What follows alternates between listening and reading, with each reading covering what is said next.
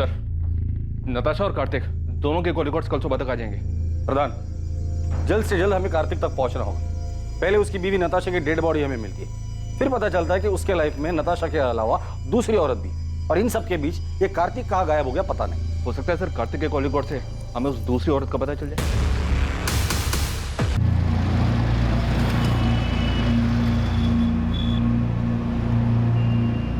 किसी के साथ सो रहे हो ना तुम? कौन है वो? कार्तिक, तुम मुझसे तंग आ गए हो ना? तुम्हें अब पहले जैसे नहीं लगती मैं। क्या बकवास कर रही हो तुम Natasha? You know baby, I love you. तुम्हारे अलावा मेरी लाइफ में और कोई नहीं है। झूठ मत बोलो मुझसे। दूध पीती बच्ची नहीं हूं मैं जो तुम्हें समझ ना पाऊं। सब जानती हूं मैं कार्तिक, और सच्चाई एक्सेप्ट कर ली है मैंने। बस नाम बताओ कौन है वो? Stop it now. मैं तुमसे प्यार करता हूं, इसका ये मतलब नहीं तुम जो भी बकवास करोगे मैं चुपचाप सुन लूंगा। ये रोज रोज के नखरे से मैं परेशान हो गया हूं। हाँ, परेशान तो हो गई मुझसे। कोई और जो मिल गई है तुम्हें। छुटकारा पाना चाहती हो ना तुम मुझसे हमेशा के लिए?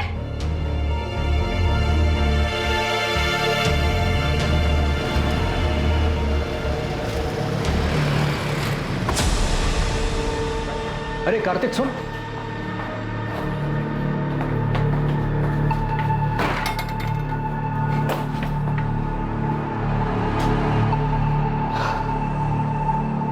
क्या बात है कार्तिक, इतना परेशान क्यों है?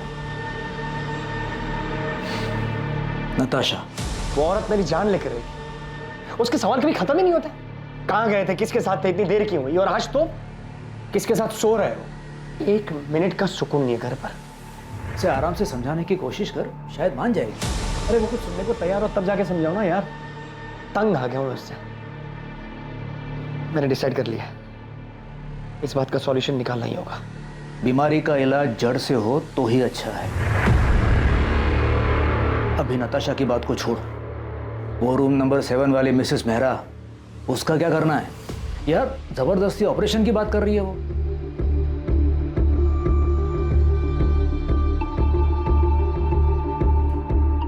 क्या हुआ? आप बहुत डिस्टर्ब लग रहे हैं। इसमें कौन सी नई बात है? फिर से झगड़ा हुआ क्या? हाँ, मेरी जिंदगी में एक ही तो परेशानी है। उसे हम पर शक है क्या? कार्तिक की बात अगर सच निकली तो क्या सच में उसका अफेयर नहीं हुआ था? मैं अपने पति को अच्छी तरह से जानती हूँ। मुझसे उब गया है, छुटकारा पाना चाहता है वो मुझसे, पर मैं ऐसा कभी होने नहीं दूंगी। मैं तुम्हारे साथ हूं नताशा। आगे जो कुछ भी करना है सोच समझ के करना होगा।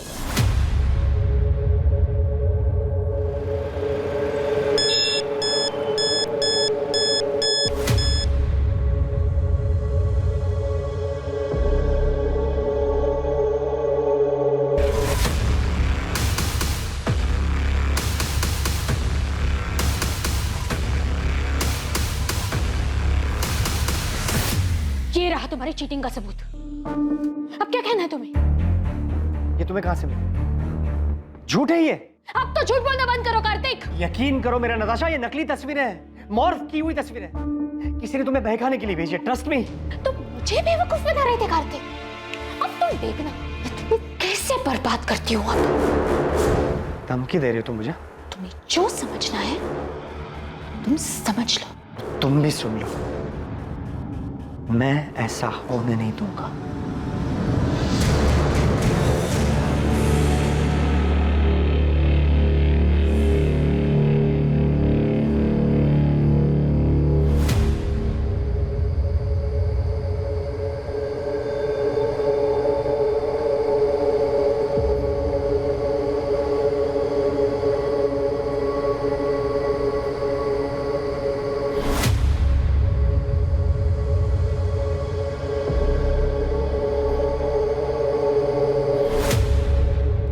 काम हो गया? हाँ हो गया। किसी को पता तो नहीं चलेगा ना? नहीं, किसी को शक भी नहीं हुआ।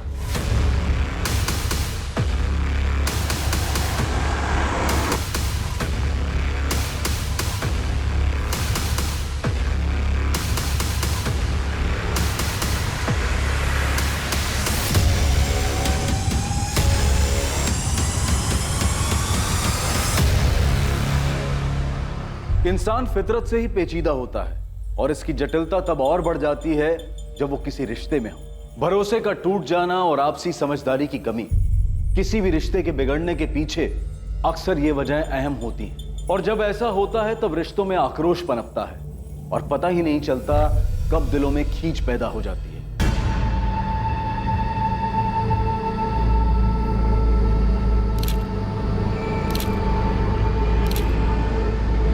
सर विक्टिम को स्टैप किया गया, गला दबाने के निशान भी साफ दिखाई दे रहे हैं और चेहरा भी बिगाड़ दिया गया ताकि विक्टिम की पहचान को छुपाया जा सके। बॉडी पर और कोई भी जेवर नहीं है सिवाय इस ब्रेसलेट।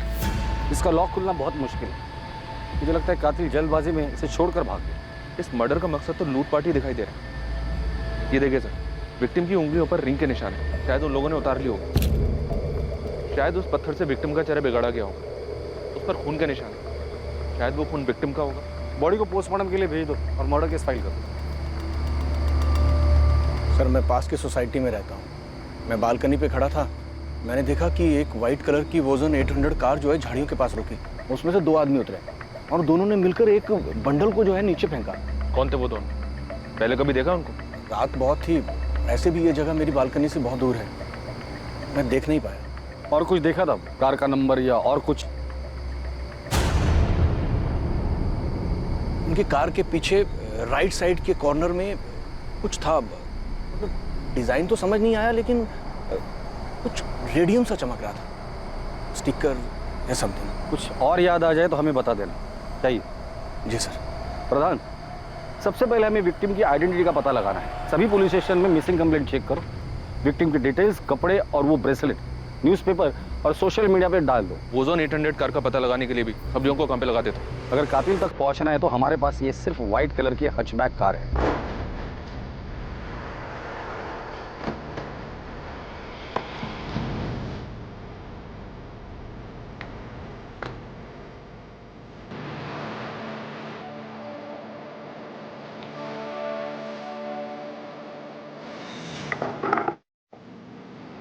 राजीव, किसी को शक तो नहीं होगा ना कि ये गाड़ी मेरी थी? तो टेंशन मत ले। अगर हम शांत रहेंगे ना तो किसी को कुछ नहीं पता चलेगा, समझा? और ये गहने का क्या करना है? तू रख ले, इस काम का इनाम समझ। बस ध्यान रखना कि इन्हें अभी बेचने की कोशिश भी मत करना।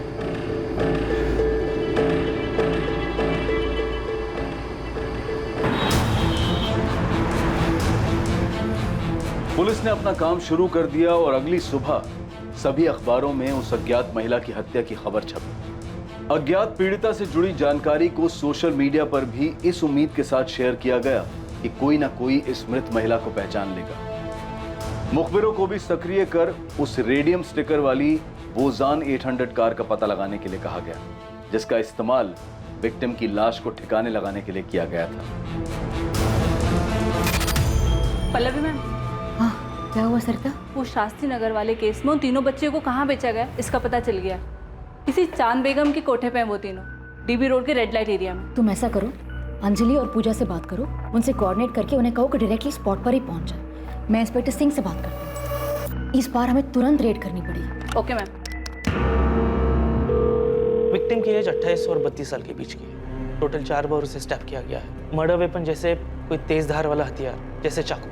स्टैबिंग के साथ साथ विक्टिम का गला भी दबाया गया है। दम घुटने की वजह से विक्टिम की मौत हुई है। कातिल नहीं चाहता था कि विक्टिम किसी भी हालात में जिंदा बचे। बॉडी पर काफी स्ट्रगल मार्क्स है, जैसे विक्टिम ने काफी हाथ पैर मारे होंगे, लेकिन उसे काबू में करने के लिए एक आदमी काफी नहीं होगा। इसलिए ऐसा लग रहा है कि हत्यारे एक से ज्यादा होंगे, but I am not sure. कोई सेक्सुअल असॉल्ट? नहीं, but victim was sexually active. मौत का समय क्या होगा? कल रात 10 और 12 के बीच। अज्ञात महिला की हत्या की खबर जंगल में लगी आग की तरह गुरुग्राम में फैल गई। पुलिस उम्मीद में थी कि उन्हें पीड़िता के बारे में कोई ना कोई जानकारी जरूर मिलेगी जो पीड़िता को एक नाम देने में मददगार साबित होगी। और जल्द ही उनका इंतजार खत्म हुआ और ऐसी एक खबर ने उनके दरवाजे पर दस्तक दी। सर, मुझे पक्का यकीन है कि ये मेरी पड़ोसी नताशा है, नताशा गिल। मैंने कई बार उसे इन कपड़ों में देखा है। कपड़ों के साथ साथ ये जो गोल्डन ब्रेसलेट आप देख रहे हैं, ऐसा सेम ब्रेसलेट नताशा के पास था। आप श्योर हैं कि ये नताशा का ही है? हाँ सर, मैं पूरी तरीके से श्योर हूँ, क्योंकि उसी का ब्रेसलेट देखकर मैंने खुद के लिए सेम ब्रेसलेट बनवाया था। ये देखिए। Wow Natasha, such a beautiful bracelet. Thank you. मैंने ना स्पेशली डिजाइन चूज करके बनवाया था। क्या मैं सेम डिजाइन का ब्रेसलेट खुद के लिए बनवा लूं? Sure, why not? आपने बताया कि नताशा आपके पड़ोस में रहती है। हाँ सर, इनफैक्ट यहाँ आने से पहले मैंने नताशा के घर जाकर चेक भी किया था।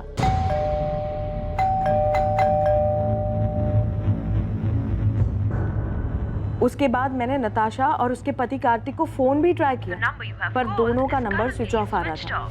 ये सब देखकर मुझे लगा कि कुछ ना कुछ तो गड़बड़ है, इसलिए मैं सीधा यहाँ पर आ गई। आप मुझे कार्तिक और नताशा का नंबर लिख के दीजिए।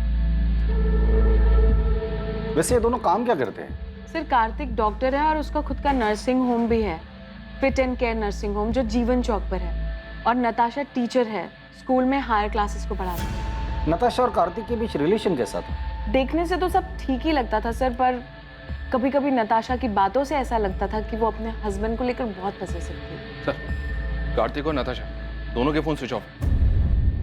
कोई और नंबर है? मेरा मतलब है माँ बाप या कोई रिलेटिव? नहीं सर, मेरे पास तो कोई नंबर नहीं है, पर आप उज्ज्वला से पूछ सकते हैं। वो मेरे यहाँ काम करती है और नताशा के यहाँ पर भी वही काम करती है।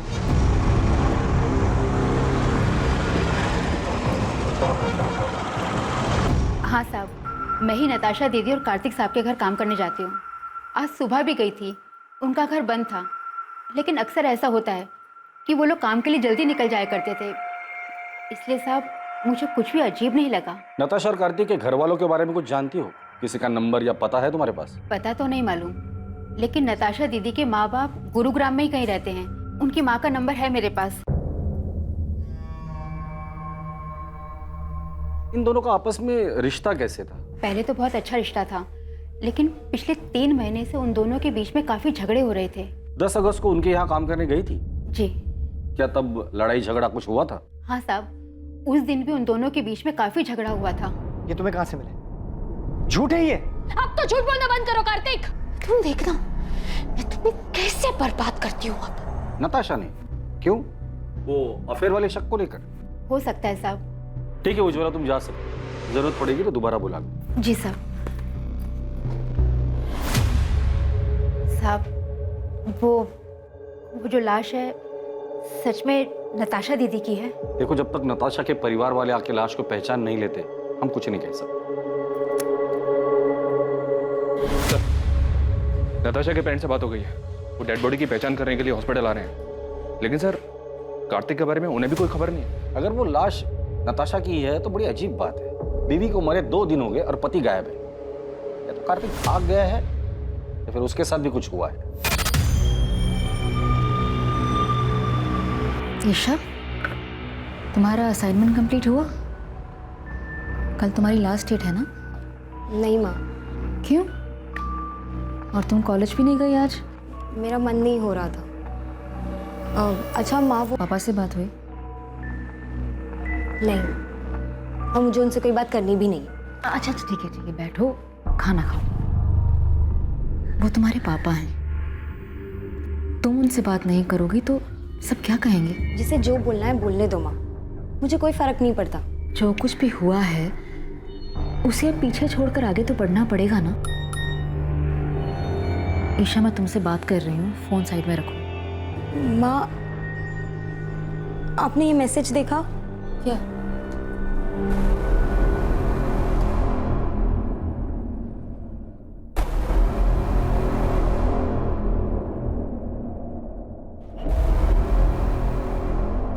ये आपकी बेटी नताशा के? नताशा के बाई एड़ी में काला निशान है, बचपन से।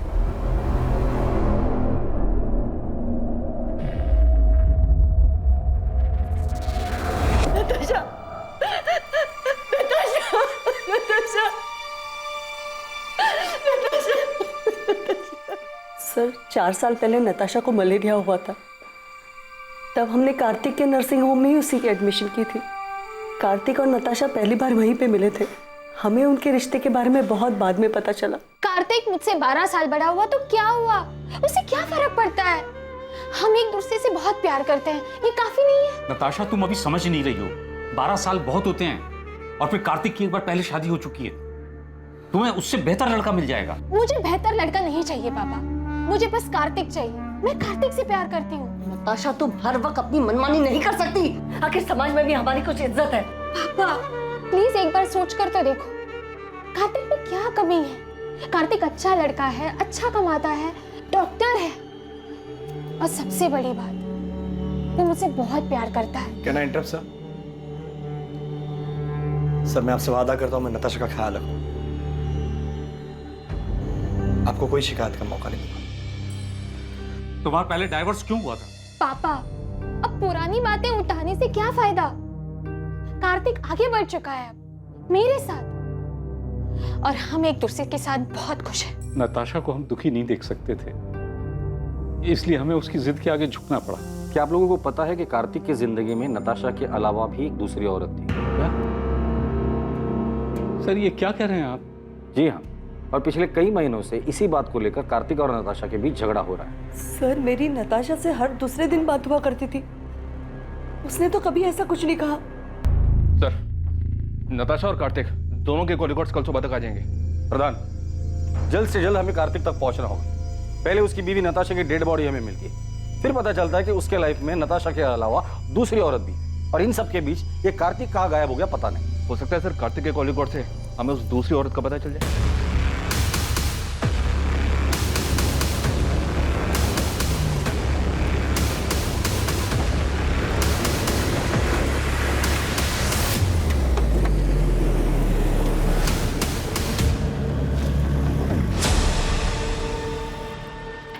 क्या भाई, कब से देख रहा हूँ पीछा कर रहा है मेरा? कौन है तू? अरे मेरा एक दोस्त है सतीश, मुझे लगा उसकी गाड़ी है। अबे कौन है सतीश? मैं किसी सतीश को नहीं जानता। पिछले 10 साल से ये गाड़ी मेरे पास है। ऐसे कैसे हो गया? नंबर तो वही है। अबे ये गाड़ी मेरी है। टाइम बर्बाद कर रहा है मेरा। चल निकल। फिर मुझसे ही गलती हुई होगी, नंबर गलत याद होगा। सॉरी। हाँ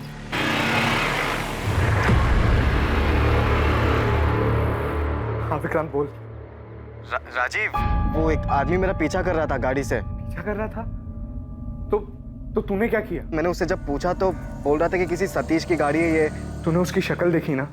वो दिखने में कैसा था? मतलब पुलिस वाला लग रहा था क्या तुझे? नहीं, पुलिस वाला तो नहीं लग रहा था वो। तू फालतू में टेंशन ले रहा। अबे हमने पीछे कोई सबूत छोड़ा ही नहीं है, कोई तुझ तक नहीं पहुंच पाएगा विक्रांत। ठीक है राजीव। सर, कॉल रिकॉर्ड्स के हिसाब से नताशा रात को 10 बजे अपने घर वाले एरिया से बाहर निकली थी। फिर उसका फोन एक जगह से दूसरी जगह लगातार मूव होता रहा, और 1 घंटे बाद तकरीबन रात को 11 बजे उसका फोन स्विच ऑफ हो गया। उसके फोन पर लास्ट कॉल रात को 9:30 बजे था सर, 44756 इस नंबर से। मतलब कॉल आने के आधे घंटे बाद वो घर से निकली, जरूर कॉलर से मिलने गई। किसका नंबर है ये नंबर भी स्विच ऑफ है सर, इसकी भी डिटेल्स निकलवा रहा हूँ। कार्तिक का कुछ पता चला? उसके कॉल रिकॉर्ड्स क्या कहते हैं? सर 10 अगस्त की रात को कार्तिक का फोन रात को 11:50 पर स्विच ऑफ हुआ था। उसका last location new Delhi airport है। मतलब मर्डर करके सीधा भागने का प्लान था। सर कार्तिक के कॉल रिकॉर्ड में 2 नंबर्स और मिले, एक है मोना सहगल का और दूसरा है डॉक्टर अभय सचदेवा का। कार्तिक ने फोन स्विच ऑफ करने से जस्ट पहले इस डॉक्टर अभय सचदेवा को कॉल किया था। ये अभय उसी के नर्सिंग होम में उसके साथ काम करता है। और ये मोना? ये भी कार्तिक के नर्सिंग होम में नर्स है सर। कार्तिक और मोना के बीच पिछले 3 महीनों से काफी बातें हो रही थी। कार्तिक का जिसके साथ अफेयर चल रहा है वो दूसरी औरत मोना ही है। पता नहीं, इस मोना को पुलिस स्टेशन बुलाओ और तुम फिट एंड के नर्सिंग होम में जाकर डॉक्टर अभय से मिलो और कार्तिक के बारे में पता करो। नताशा का मर्डर हो गया? कब? कैसे? और कार्तिक, क्या उसे पता है? ये तो आप बेहतर बता सकते हैं। आप क्या कह रहे हैं सर? 10 अगस्त की रात को 10 से 12 के बीच नताशा का मर्डर होता है, और उसी दौरान कार्तिक आपको कॉल करता है। काम हो गया? हाँ हो गया। उसकी लास्ट लोकेशन एयरपोर्ट है, और उसके बाद से उसका फोन स्विच ऑफ है। कहाँ छुपा हुआ है कार्तिक? सर कार्तिक सर मुंबई गए हैं मेडिकल कॉन्फ्रेंस के लिए। 10 तारीख की रात की उनकी फ्लाइट थी। मेडिकल कॉन्फ्रेंस के लिए गया तो फोन क्यों स्विच ऑफ? सर मुझे नहीं पता, बल्कि मैंने और अभय सर ने तो कई बार उनका नंबर ट्राई किया है। अच्छा, तुम्हारे और कार्तिक के बीच रिलेशन क्या है? वही सर जो एक डॉक्टर और नर्स के बीच में होता है। ये तुम दोनों के कॉल रिकॉर्ड। नर्सिंग होम में दिन भर काम करने के बाद हर रात इतनी देर किस बात पर डिस्कशन करते हो तुम दोनों? नताशा को मारने का प्लान तुम दोनों ने मिलकर बनाया था? नहीं सर, ऐसी कोई बात नहीं है। ऐसे कैसे कोई बात नहीं है डॉक्टर अभय? कार्तिक ने उस रात को लास्ट कॉल आपको ही किया था। जी वो नर्सिंग होम की सप्लाईज के बारे में बात करनी थी। क्या बात करनी थी? कंसाइनमेंट डिले हो गया था ना, उस बारे में। किस चीज का कंसाइनमेंट? कहाँ से आने वाला था और कब आने वाला था? जी वो डॉक्टर अभय, आप झूठ बोल रहे हैं। अभी आप हमें सीधी तरह से बताइए कि कार्तिक ने नताशा के मर्डर के बारे में आपको क्या बोला? आप गलत समझ रहे हैं सर, मैं आपको सब सच सच बताता हूँ। हमारे हॉस्पिटल की एक नर्स ने एक पेशेंट को गलत दवाई दे दी थी, जिस वजह से उसकी कंडीशन बहुत सीरियस हो सकती थी। वो तो फॉर्चुनेटली टाइम पे पता चल गया और सब संभल गया। सर, यही चेक करने, कंफर्म करने के लिए कार्तिक ने मुझे कॉल किया था। तो मतलब मर्डर के साथ साथ आप लोग मेडिकल नेग्लिजेंसी को भी कवर अप करते हैं? हाँ सर, मैं मानती हूँ कि मेरा और कार्तिक का अफेयर है, लेकिन नताशा के मर्डर के बारे में मुझे कुछ भी नहीं पता। तो मर्डर वाली रात तुम दोनों साथ में क्या कर रहे थे? तुम दोनों के सेल लोकेशन से साफ पता चलता है कि मर्डर वाली रात तुम दोनों रात 9 बजे से लेकर 11 बजे तक साथ में थे। एक्चुअली हम लोग ब्लू मून होटल में थे। लेकिन नताशा को हमारी फोटोज कहाँ से मिली? यही तो मेरी समझ में भी नहीं। धमकी भी दे रखी है मुझे, वो मुझे बर्बाद कर देगी। तो अब आगे क्या करना है? इससे पहले कि नताशा नाम का सरदर्द नासुर बने, मुझे इसका जड़ से इलाज करना होगा। तो नताशा से छुटकारा पाने के लिए कार्तिक ने नताशा को रास्ते से ही हटा दिया? सर, उस रात मैं और कार्तिक साथ में ड्रिंक कर रहे थे। नताशा ने जीना मुश्किल कर रखा है। हर रोज नए ड्रामे करती है। आज तो पता नहीं कहां से उसे मेरे और मोना के फोटोज हाथ लगे। लेकिन उसके पास फोटोग्राफ्स आए कहाँ से? पता नहीं यार कहां से मिले, लेकिन अब इस बात का परमानेंट सॉल्यूशन ढूंढना होगा। मतलब कार्तिक ने नताशा को मारने की बात की थी? सर, मुझे नहीं पता कि कार्तिक ने ऐसा क्यों कहा, उसके कहने का क्या मतलब था, लेकिन मैं कार्तिक को अच्छे से जानती हूँ, वो ऐसा बिल्कुल भी नहीं कर सकता। सर, हमने हमारे रिलेशन को सीक्रेट रखा था। अगर किसी को ये बात पता थी तो वो बस डॉक्टर अभय है। तो क्या वो पिक्चर्स डॉक्टर अभय ने नताशा को भेजी? नहीं सर, भला मैं क्यों नताशा को कार्तिक और मोना के पिक्चर्स दूंगा? वो पहले इतना परेशान था। रही बात नताशा के मर्डर की, तो सर मुझे नहीं लगता कार्तिक ऐसा कुछ करेगा। कार्तिक मुंबई में जिस मेडिकल कॉन्फ्रेंस के लिए गया है, वहां किसी को बोल के उससे बात कर सकते हैं आप? सर, कार्तिक का पता चल गया है, वो अभी मुंबई में ही है, बात हो गई है उससे। वो यहाँ गुरुग्राम के लिए निकल रहा है। कार्तिक को तो पता ही नहीं है कि उसकी वाइफ नताशा का मर्डर हो चुका है। जब उसको बताया, काफी चौंक गया था। क्या वाकई में कार्तिक सच बोल रहा था? क्या वाकई उसे नताशा की मर्डर की कोई खबर नहीं थी?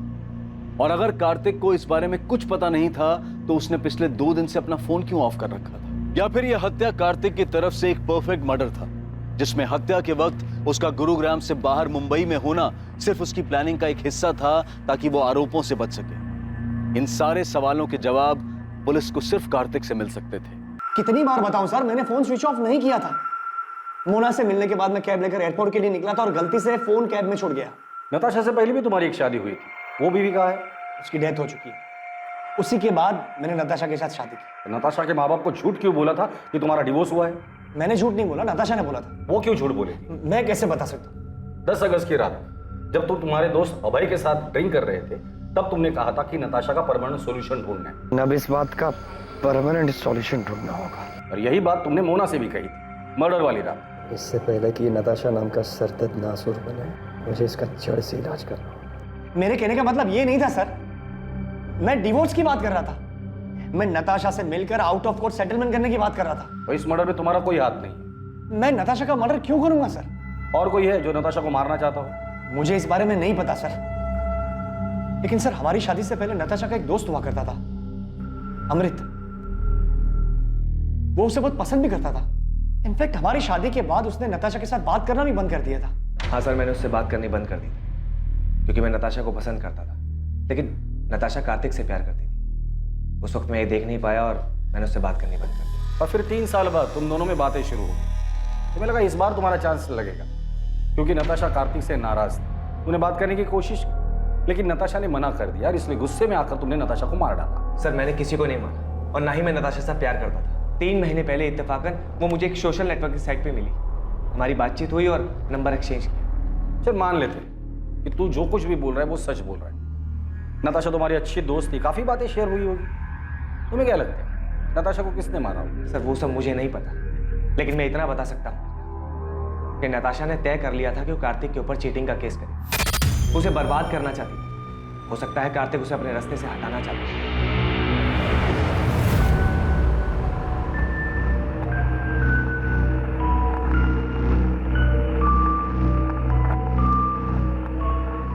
ये कार्तिक तो हमारे साथ गेम खेल रहा है। मतलब? इसने हमसे कहा था कि इसकी एक्स वाइफ की डेथ हो चुकी है। तो क्या वो जिंदा है? वो जिंदा ही नहीं है सर, वो नताशा के क्रिमेशन में भी आई थी।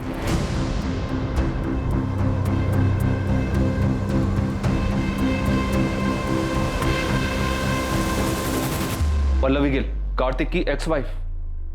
कार्तिक ने हमसे ये क्यों कहा कि उसके एक्स वाइफ की डेथ हो चुकी है? मुझे नहीं पता। हमारे रिश्ते के बारे में सभी लोग जानते हैं, कुछ छुपा नहीं है इसमें। नताशा भी हमारे रिश्ते के बारे में जानती थी। आप लोगों को डिवोर्स क्यों हुआ? डिवोर्स नहीं हुआ है हमारा। मतलब आप दोनों का डिवोर्स नहीं हुआ था और उसके बावजूद कार्तिक ने नताशा से शादी कर ली थी? मैं जानता हूं तुम्हें हर्ट कर रहा हूं, लेकिन अब और धोखे में रखना नहीं चाहता। कार्तिक, हम तो एक साथ खुश थे ना, फिर ये अचानक से क्या हो गया? पल्लवी, मैं नताशा को शादी करने का वादा कर चुका हूं। कार्तिक अपना मन बना चुका था। वो नताशा से प्यार करता था और मेरे पास उसे रोकने की कोई वजह बची नहीं थी। आप दोनों की शादी कब हुई? 2007 में लव मैरिज थी। दोनों का कोई बच्चा? अच्छा माँ, वो पापा से बात हुई? वैसे नताशा की वजह से आप दोनों की शादी टूटी थी, तो नताशा के लिए आपके दिल में रंजिश तो रही होगी। नताशा के लिए रंजिश रखकर मैं क्या करती? मैंने जो किया था उसका किया तो भुगतना ही था। मतलब मैं कार्तिक की पहली बीवी नहीं हूँ ना, मैं उसकी दूसरी बीवी हूँ। क्या? तो उसकी पहली बीवी कौन है और कहाँ है? गीता नाम है उसका, रोहतक से है वो। जब कार्तिक मुझसे मिला था वो शादीशुदा था। हमारे बीच में प्यार हुआ, मैं उनके बीच में आ गई थी, तो उसने गीता को डिवोर्स दे दिया। मतलब आप कह रही है कि कार्तिक की 3 शादियां हो गई है और उसके बावजूद अभी उसका किसी और के साथ अफेयर चल रहा है? कार्तिक हमेशा ऐसे ही खुदगर्ज था, बस मैं प्यार में अंधी हो गई थी। गीता कार्तिक की पहली बीवी, उसका एड्रेस है आपके पास?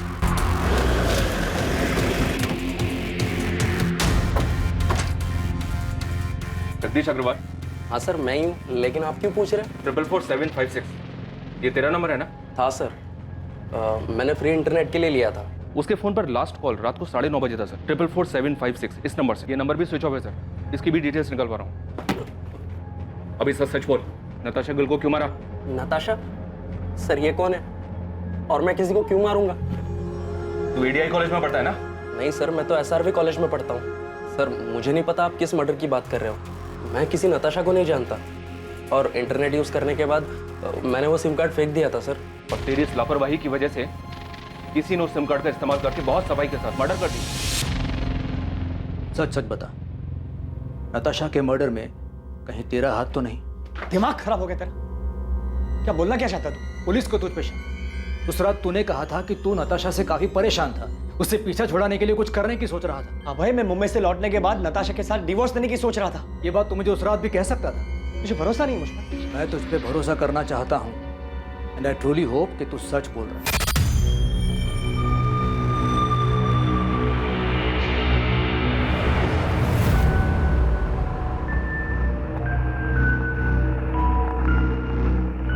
कार्तिक, पुलिस को अब भी तुम पर शक है क्या? उनका शक इतनी जल्दी खत्म नहीं होगा। तो अब आगे क्या करना है? You don't worry, मैंने कुछ सोच कर रखा।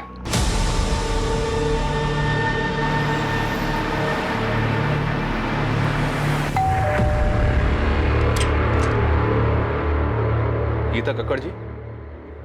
जी, कार्तिक और मेरी शादी तो बहुत ही कम उम्र में करा दी गई थी, और जैसे ही उसकी पढ़ाई कंप्लीट हुई तो दिल्ली के एक हॉस्पिटल में उसकी जॉब भी लग गई। पहले तो हफ्ता 2 हफ्ते में अक्सर वो घर चलाया करता था, लेकिन फिर धीरे धीरे हफ्ते महीने में बदल गए। आपका और कार्तिक का डिवोर्स कब हुआ? 2007, जब कार्तिक दिल्ली में था तब उसकी मुलाकात पल्लवी से हुई। मुझे तो उनके रिश्ते की कोई भनक भी नहीं थी, लेकिन फिर अचानक कार्तिक ने सामने से आके मुझे सब कुछ बता दिया। इसलिए जब उसने मुझसे डिवोर्स मांगा तो मैंने मना नहीं किया।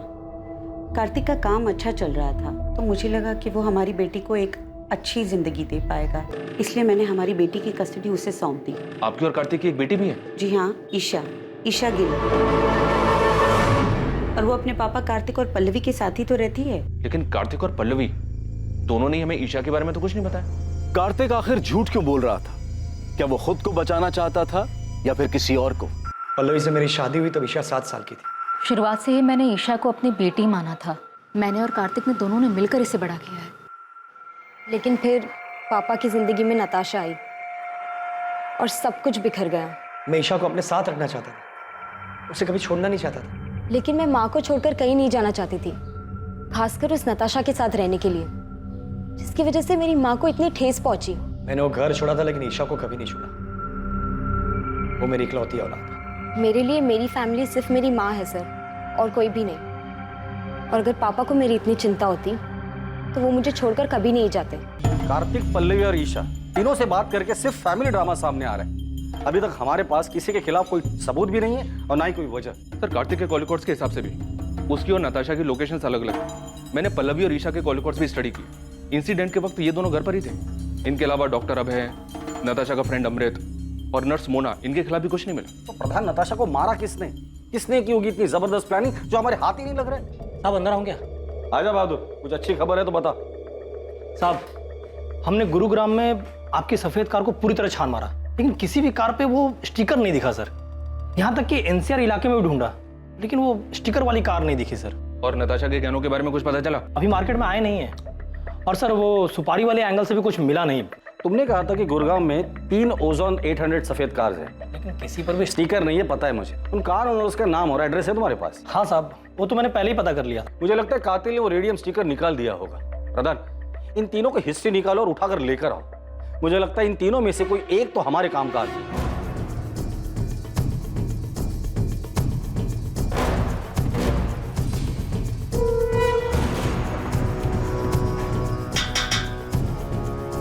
क्या हुआ सर?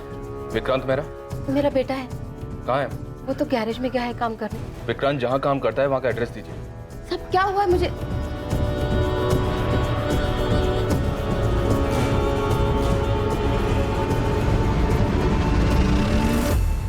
विक्रांत गैरेज में नहीं है, और कहाँ जा सकता है? मुझे नहीं पता साहब। सर ये देखिए सर, ये विक्रांत के कमरे से मिला है। जूतों के डब्बों में छुपा कर रखा गया था। और सर विक्टिम के पति ने जो हमें फोटोज दी थी उससे ये मैच करता है सर। ये इतने महंगे गहने, ये किसके है साहब? उस औरत के जिसका खून आपके बेटे ने किया। खून?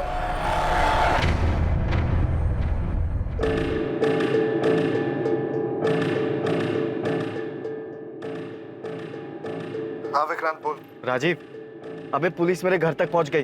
तूने तो कहा था कि कुछ भी नहीं होगा। क्या बोल रहा है विक्रांत तू? अबे सच बोल रहा हूँ, बाल बाल बच गया मैं। तू अभी कहाँ पर है? एमडी नगर के वो पीछे वाली रोड पे गाड़ी में बैठा हूँ। राजीव, मुझे लगता है कि हमें पुलिस को सब सच सच बता ही देना चाहिए। तू 2-4 दिन के लिए गुरुग्राम से बाहर चले जा, है ना? तब तक मैं कोई प्लान बना लूंगा। मैं तुझे 2 दिन का वक्त दे रहा हूँ। अगर तूने मुझे इस झमेले से नहीं निकाला ना, तो मैं खुद ही पुलिस को जाकर सब सच सच बता दूंगा। सर, विक्रांत के फोन की लोकेशन डेड बॉडी मिलने वाली जगह से मैच हो रही है। टाइम भी उसी दौरान का है। विक्रांत के कॉल रिकॉर्ड से कुछ मिला? विक्रांत जिस नंबर पे रेगुलर टच में था, उन सारे नंबर्स की डिटेल्स निकलवा रहा हूँ सर। और वो मनोहर जिसने डेड बॉडी को गाड़ी से उतारते हुए देखा था, उसने बताया था 2 आदमी थे। एक तो ये विक्रांत ही है, दूसरे आदमी का पता लगाना बाकी है। विक्रांत का कुछ पता चला? विक्रांत के घर पे कांस्टेबल्स लगा दिए सर। विक्रांत और उसकी माँ का फोन ट्रैक कर रहे हैं। साहब, वो विक्रांत का पता चल गया है साहब। मुझे क्या लगा था गाड़ी धोने से सबूत धुल जाएंगे। मेरी सफेद ओजोन 800 हमने फॉरेंसिक में भेज दी है, जिसमें नताशा के खून के ट्रेस मिल ही जाएंगे। इसलिए कोई भी कहानी सुनाने के बारे में सोचना भी मत। सीधे सीधे बता दे नताशा को क्यों मारा। सर मैंने उसको नहीं मारा, मैं तो उसका नाम तक नहीं जानता था। सर वो मेरा बचपन का दोस्त राजीव 9 तारीख को मुझसे मेरी गाड़ी लेकर गया था, और फिर 10 तारीख की रात को उसने मुझे कॉल किया किसी पीसीओ से और मोहल्ले के बाहर बुलाया मिलने के लिए। सर मैं फंस गया था, इसलिए मुझे उसके साथ जाना पड़ा क्योंकि मेरी गाड़ी उसके साथ थी। मैं उस औरत को नहीं जानता था सर, सच बता रहा हूँ। क्या हो गया राजीव? तेरा फोन क्या, तूने मुझे लैंडलाइन से क्यों कॉल किया था? तू अंदर आ, मैं सब बताता हूँ।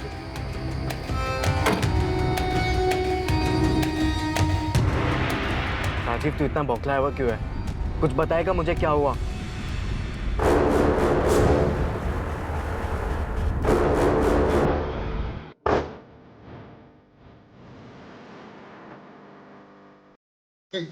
कौन है? क्या किया तूने ये भाई? तू मेरी बात सुन। मुझे कुछ नहीं सुना भाई, गाड़ी साइड में लगा। मेरी बात तो सुन। विक्रांत ये मर चुकी, और अब हम दोनों को मिलकर इसकी लाश को ठिकाने लगाना है, समझा?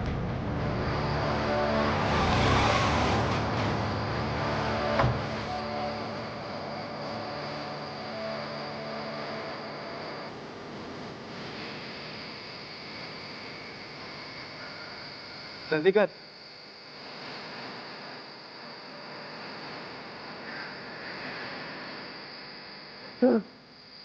जल्दी कर।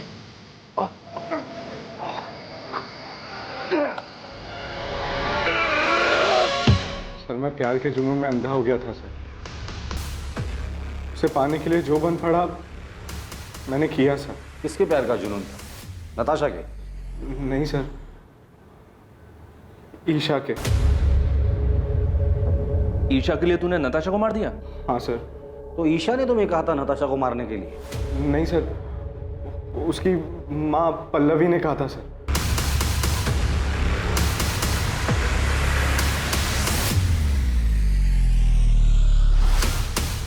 पल्लवी मुझे बिल्कुल पसंद नहीं करती थी क्योंकि मैं उसकी बेटी के स्टेटस के बराबर नहीं था।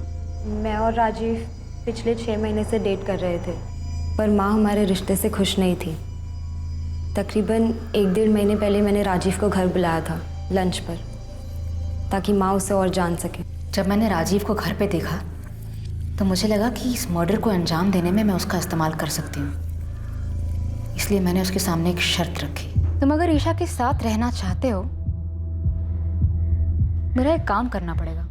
मैं आपकी बेटी से प्यार करता हूँ और ईशा के साथ के लिए मैं कुछ भी करने के लिए तैयार हूँ। किसी की जान ले सकते हो?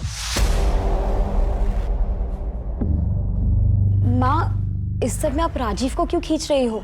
तुम्हारे साथ रहना चाहता है ना, तुम्हारा साथ नहीं दे सकता। राजीव नताशा को मारने के लिए तैयार था, ईशा नहीं चाहती थी कि वो किसी पछड़े में पड़े।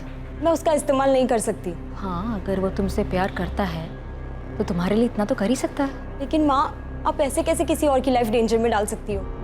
उसका तो इन सब से कोई लेना देना भी नहीं है। थोड़ा अकल से काम लो ईशा। कल को अगर नताशा के मर्डर की बात पुलिस तक पहुंच भी जाती है तो राजीव पर हम सारा ब्लेम डाल सकते हैं। माँ, अगर ये सब बात आप ना ही करो तो बेहतर होगा। राजीव पर प्यार का भूत सवार था। वो किसी भी तरह हमारे रिश्ते पर माँ की हामी चाहता था, इसलिए उसने मेरे लिए अपने सर पर इतना बड़ा खतरा उठा लिया। वो तो उसे करना ही था, बेवकूफ है वो। नताशा को कैसे मारा और क्यों? नताशा को मारने के लिए उसे उसके घर से बाहर निकालना जरूरी था, और मेरे कुछ भी कहने से वो घर से बाहर निकलने वाली थी नहीं। उसे कुछ मजबूत चारा देने की जरूरत थी।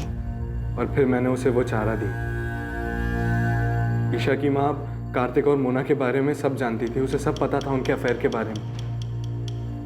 और यही बात मैंने एक अज्ञात कॉलर बनकर नताशा के कान में भरी। मैं उसे एक ऐसे नंबर से कॉल और मैसेज करता था जो मेरा नहीं था, मुझे कहीं पड़ा मिला था। और आगे का प्लान ये था कि धीरे धीरे मैं नताशा का विश्वास जीत लूँगा। और इन सब के लिए मुझे कार्तिक और मोना की एक पिक्चर चाहिए थी।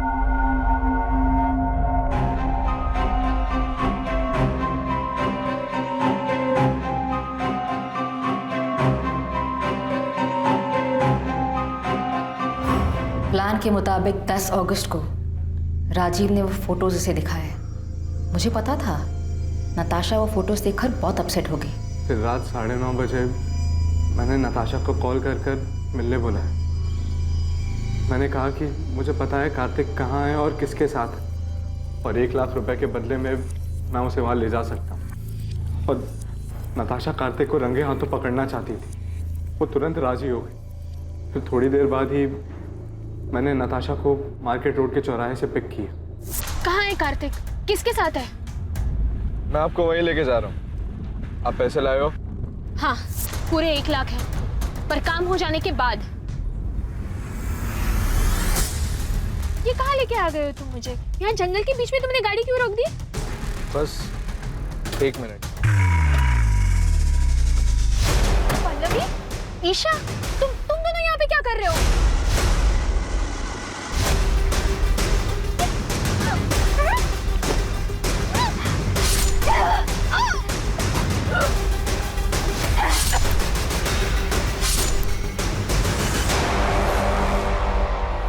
क्राइम कैसे हुआ ये तो आपने हमें बता दिया, पर एक सवाल अब भी बाकी है पल्लवी जी।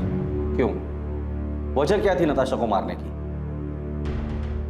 क्राइम कैसे हुआ ये तो आपने हमें बता दिया, पर एक सवाल अब भी बाकी है पल्लवी जी। क्यों? वजह क्या थी नताशा को मारने की? कार्तिक मेरा था, कानूनी तौर से भी और मन से भी वो मेरा पति था और नताशा ने उसे मुझसे छीन लिया था, इसलिए मुझे उसको अपने रास्ते से हटाना था। लेकिन आप दोनों तो बहुत साल पहले अलग हुए थे, तो फिर क्यों? क्योंकि मैं कार्तिक को बहुत अच्छी तरह से जानती हूँ।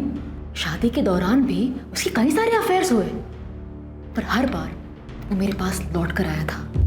और नताशा आने के बाद वो लौट कर नहीं आया? हाँ, पता नहीं उसने क्या जादू कर दिया था। जब पहली बार मुझे कार्तिक ने बताया नताशा के बारे में कि वो उसे शादी करना चाहता है, तो मैंने उसकी बात मानी नहीं कि मुझे तब भी उम्मीद थी कि वो मेरे पास वापस लौट कर आएगा। पर उसने शादी की और तब मुझे बहुत बड़ा धक्का लगा।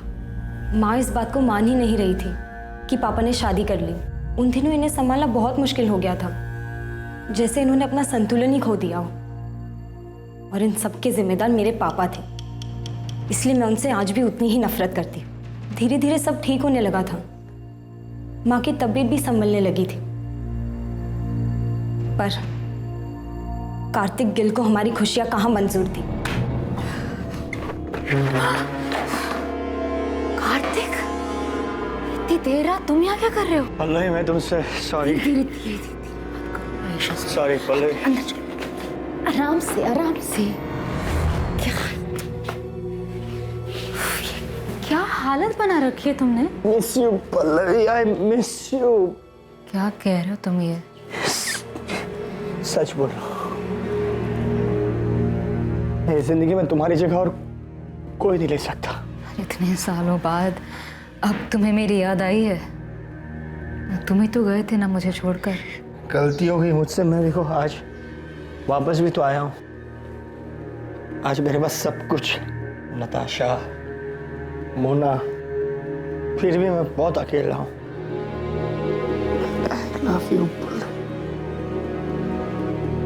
I love you. कार्तिक के साथ वो रात गुजारने के बाद मेरी समझ में आ गया था कि कार्तिक अब भी मुझसे प्यार करता है और नताशा ही हमारे रास्ते का कांटा थी।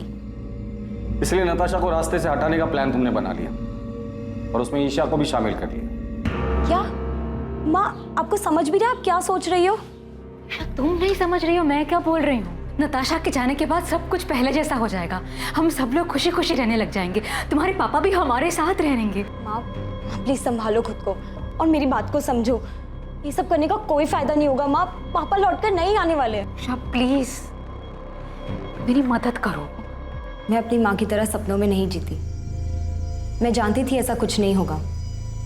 पापा की फितरत बदलने वाली नहीं थी। जब तुम्हें ये सब कुछ पता था तो माँ का साथ क्यों दिया? क्योंकि ये मेरी माँ है। बचपन से सिर्फ इन्होंने ही मुझे प्यार दिया है। मेरे अपने माँ बाप तक को मेरी कोई फिक्र नहीं है। इन्होंने कभी मुझे अकेला नहीं छोड़ा। और जहाँ तक बात नताशा की थी, तो मेरी माँ की हालत के जिम्मेदार वही है।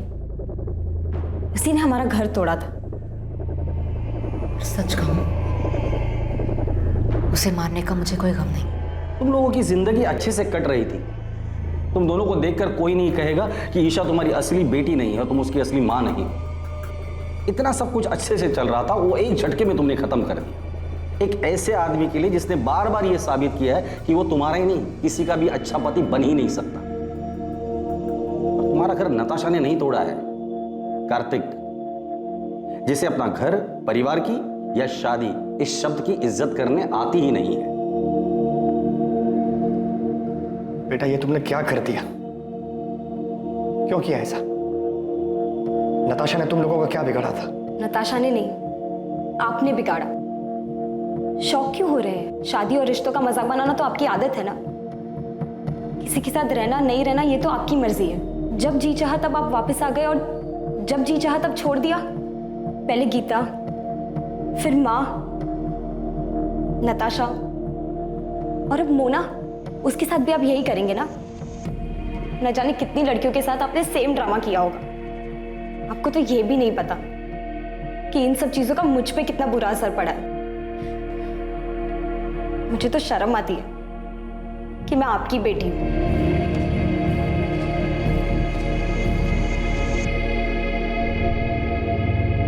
पल्लवी गिल, उसकी बेटी ईशा गिल और ईशा के बॉयफ्रेंड राजीव वालिया को नताशा की हत्या के आरोप में आईपीसी की धारा 302 और सबूत मिटाने के लिए आईपीसी की धारा 201 के तहत बुक किया गया है। राजीव का फ्रेंड विक्रांत मेहता, जो कि अपराध में इस्तेमाल हुई कार का मालिक था, उस पर आईपीसी की धारा 201 के तहत आरोप लगा है। पल्लवी हर हाल में कार्तिक को पाना चाहती थी, जिसके लिए उसने बिना कुछ सोचे समझे नताशा की हत्या कर दी। पल्लवी भावनात्मक रूप से उस हद तक पहुंच गई थी जहां तर्क और समझदारी बेकार लगने लगे थे, जहां पल्लवी को अपराध ही एकमात्र जरिया दिखाई दे रहा था और उसने इस जुर्म में ईशा को भी भागीदार बना लिया।